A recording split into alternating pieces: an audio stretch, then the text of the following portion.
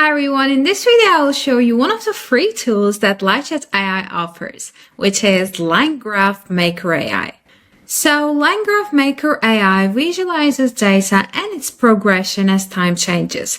The aim of Line Graph Maker AI is to create visualized and descriptive charts. That's how statistics will be available on the chart all the time.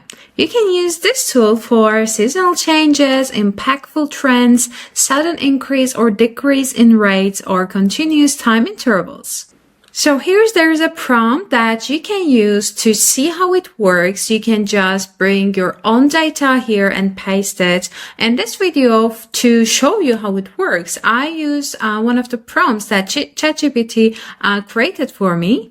So according to my prompt, Line Graph Maker AI will create a graph showing the quarterly revenue growth of a fictional company over the past 5 years. So I will just click Generate Line Chart with AI. Okay, here we have it. So as you can see, we have two options.